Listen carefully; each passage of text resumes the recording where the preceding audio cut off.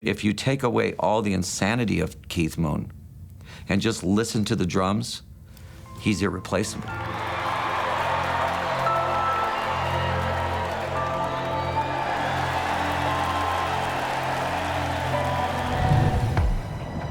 London, September 7th, 1978. It's 3:30 p.m.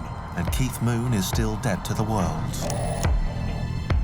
Earlier in the day, he took several handfuls of heminevrin, an alcohol withdrawal medication, and he's been asleep ever since.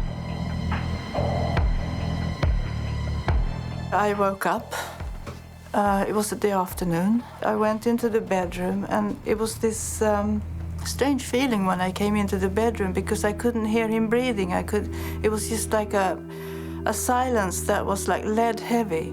And I could just see Keith with his left arm hanging over the side like that on his tummy. And right there and then I knew something was wrong.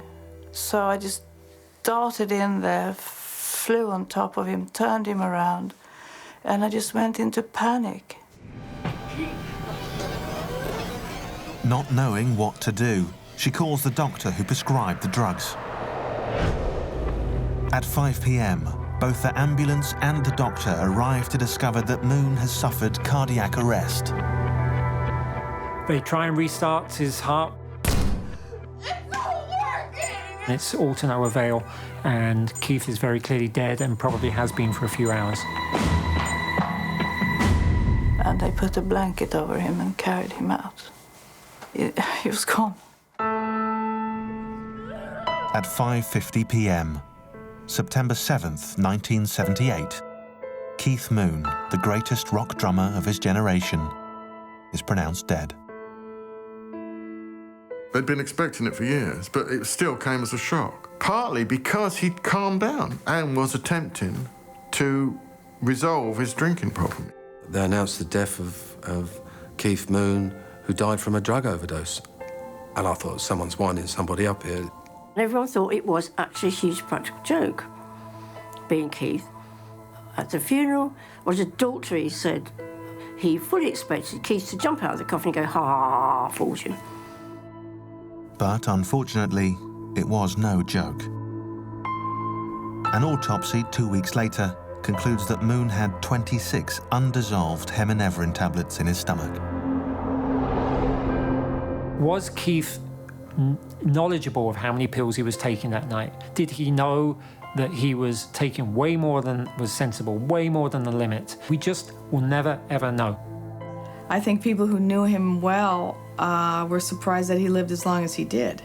He made it longer than Hendrix or Joplin or Brian Jones or Jim Morrison. He made it 4 more years.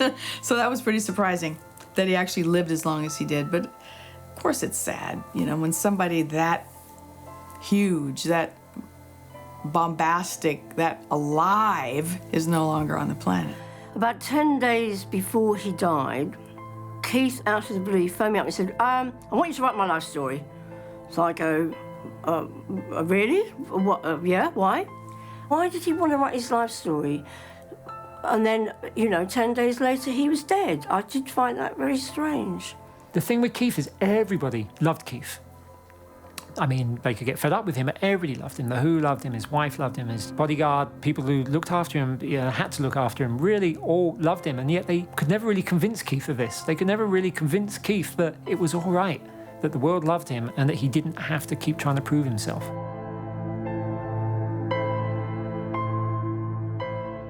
Everyone knows him as Moon alone, but what he's left is a legacy of drumming, of the drumming technique. That, to me, God rest his soul, is what is left. If you take away all the insanity of Keith Moon and just listen to the drums, he's irreplaceable.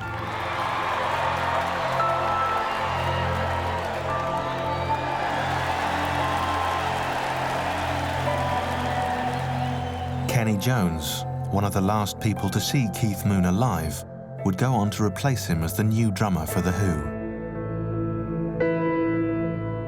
Ironically, on the cover of his last album with The Who, Keith Moon is shown sitting on a chair bearing the words, "Not to be taken away." Well, I lost the man I loved, of course. The Who lost the best drummer ever. The world lost a character that can't be replaced. Yeah, gosh, no, he was just amazing.